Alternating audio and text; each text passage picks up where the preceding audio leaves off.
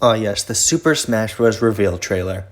This is a tradition that started with Super Smash Bros. For Wii U and 3DS, where characters will be revealed with these little trailers, showcasing not only the character, but little details about their home series and some fun references as well. They're not perfect, they probably take up a stupid amount of budget, and they contribute to Smash's weird hype culture, but I overall enjoy them and have fond memories of watching them, shaking with anticipation for the next Super Smash Bros. Ultimate character. Second fiddle to a playable character in the games are an assist trophy, but the third fiddle is the Mii costume. Mii costumes might not have big CGI reveal trailers, but when it comes to DLC, they did get their own videos revealing who they are, and these trailers often have fun references just like those reveal trailers. Only people seldom talk about these references, so I thought to make a short little video showcasing all of them. This will not be a definitive list, it'll just be ones I found cool and stand out to me.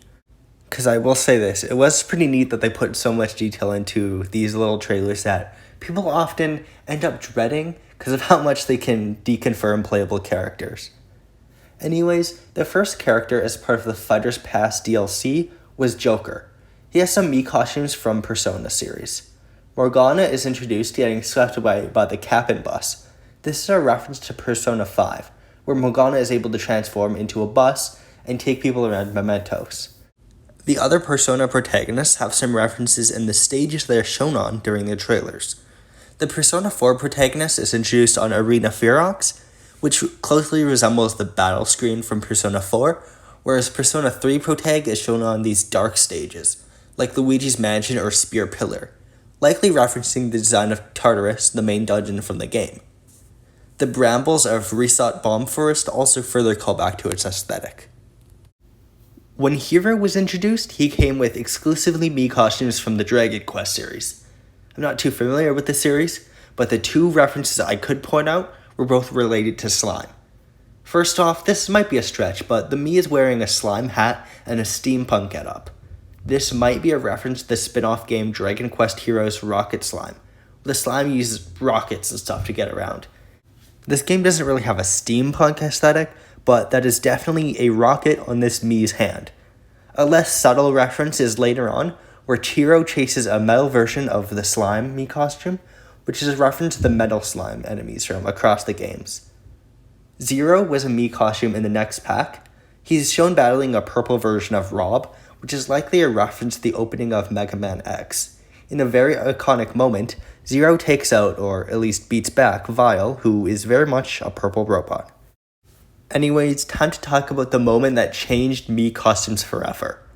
I, and most other Smash fans, didn't really care about them and sort of dismissed their potential until this happened.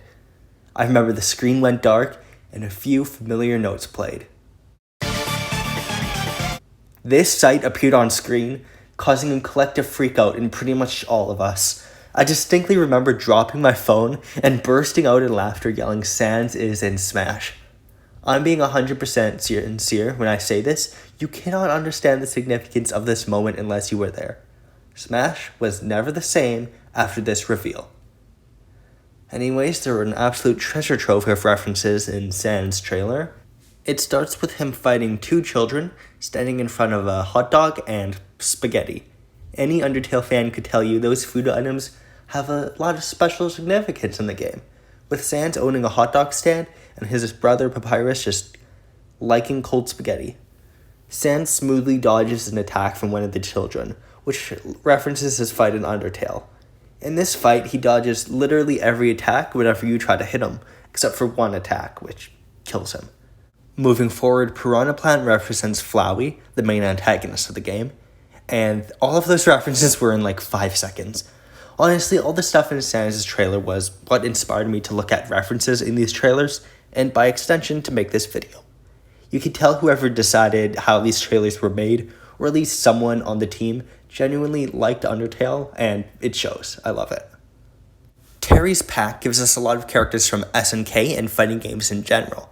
First one is Nakaruru from Samurai Showdown. She fights alongside Falco to reference her pet hawk, Mama Haha. Do not look up that hawk's name without a Samurai Showdown after it. Wolf also represents her pet wolf, Shikaruru. Ryo from the Art of Fighting series is introduced jumping off a motorcycle. This references the first Art of Fighting game. He rides around on a motorcycle quite a bit during story cutscenes, and he even does so in this meme. Ayori Yagami from the King of Fighters series is then introduced on the Find Mii stage, which bears a striking resemblance to the climactic final stage from the King of Fighters 97, where Orochi is fought. He is then shown in Frigate Orphan, which represents a laboratory, which is fitting considering how he had some clones made of him during the NES saga. Finally, the 3 SNK Mii costumes are put next to Ryu, Terry, and Ken, referencing Capcom vs. SNK. That series has a 3 vs. 3 structure, and all of those previous characters are playable in it.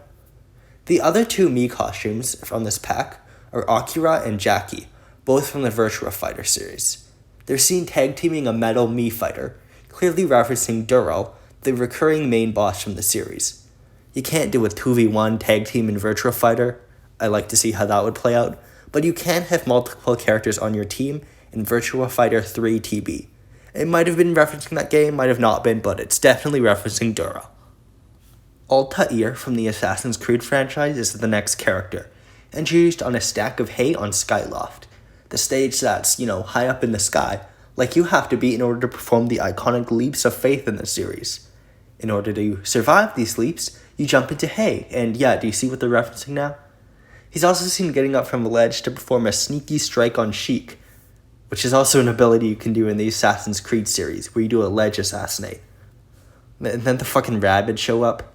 Mario tries to shoot one with a ray gun, but the Rabbid hides behind a box before jumping out and taking him out. A reference to Mario plus Rabbids Kingdom Battle, the tactical RPG starring Mario and Rabbids and guns that I keep on getting shocked whenever I remember it exists. He's also seen next to a plunger from Luigi's Grab Attack. In the original Rayman Raving Rabbids, the game that introduced them, Rayman has to use a plunger gun thing to catch these video game minions. Or are Servbots video game minions? I don't know. This is quite the obvious reference, but then Cuphead's trailer starts with a book, referencing the opening sequence of Cuphead. We also get a sequence referencing the run and gun levels from the game, recognizable especially in the way enemies disappear into a cloud of smoke, just like when they're shot in the run and gun levels. The next fighters pack was Min Min. That gives us Ninjara, which references some of the stage and carries from arms, and then there's Heihachi with the fucking volcano throw, of course. Throwing people into a volcano is a very ever-present thing in the Tekken series, so much so that it went on to be referenced when Kazuya was revealed as a playable character. In his reveal trailer, no less. Wolf is standing in for Kazuya, since he obviously wasn't revealed yet. In case you didn't know, Kazuya is Heihachi's son, and in the ending of Tekken 2, he was thrown into a volcano, killing him for one game until Tekken 4. He was also thrown off of a mountain as a child. Not a volcano, just a mountain. Don't worry, guys. Heihachi would never be insane to throw a child off of a volcano. Afterwards, Heihachi fights Yoshi, who could be a reference to either Alex, Gon, or I guess Yoshimitsu. He also fights Palutena, which might be a reference to Angel from the Tekken series. Similar to Cuphead's reveal, we get a cool little cartoony cinematic to introduce us to Vault Boy from Fallout, where Mario fucking dies. He steps out of one of the pods of the Norfair stage, which is a reference to the vaults from the Fallout series, a very iconic part of the series, which was constructed to save people from all the, atomic stuff happening outside. On the subject of bombs, hey look, Steve is in the game, and hey look, Creeper is a Mii costume, with just a ton of references to how he blows up and ways of showing him blowing up. He's also shown next to a bolt of lightning, which references charged creepers, a rare phenomenon in Minecraft, where creepers can be extra powerful after being struck by lightning. 2 Miis with the diamond armor costume are then seen battling Rathalos, as a reference to the Ender Dragon, the final boss of Minecraft. Back to bombs, Bomberman is shown as a Mii costume, taking out some enemies before being taken out himself by a minecart from the Great Cave offensive stage. This is a reference to revenge carts. In some Bomberman games, it's possible to still play after you've been killed in a multiplayer mode. You do this by hopping into a cart and continuing to throw bombs into the ring to influence the match. Sephiroth is our next newcomer, and he comes with plenty of Mii costumes from Final Fantasy VII. Barrett Wallace and Tifa Lockhart are both introduced on a train, which references a recurring plot element from Final Fantasy VII, where members of Avalanche, such as Barret and Tifa, take trains to get around Midgard. Barret beats up some people who are clearly in the midst of causing an oil spill, so he was a little late to save the planet there. The next Final Fantasy VII character we see is Aerith, who gets a little help from Cloud, who tosses a barrel to an enemy to save her. This references a segment from near the beginning of Final Fantasy VII. You play as Cloud in a church and push barrels from the rafters onto enemies, trying to capture him and Aerith.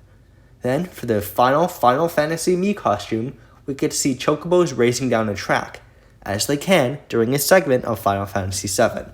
This next reference actually got a pretty visceral chuckle from me. Dovahkiin from Skyrim shows up as a Mii costume, and is introduced getting kicked out of the cabin bus, likely a reference to the You're Finally Awake segment from the beginning of Skyrim, which is a pretty famous meme. Our next Mii is Dante from the Devil May Cry franchise, who starts by dashing forward, in a way reminiscent of the dash in the series. He also fights in darker environments, like Luigi's Mansion, as is common in the series. Shantae is next. She fights King K. Rool on the pirate ship stage. As King K. Rool is a pirate, he's probably here to stand in as a sexier version of Risky Boots, the main antagonist from the Shantae series. In a cloud of smoke, Shantae transforms into a monkey, which is an ability she also does have in the series.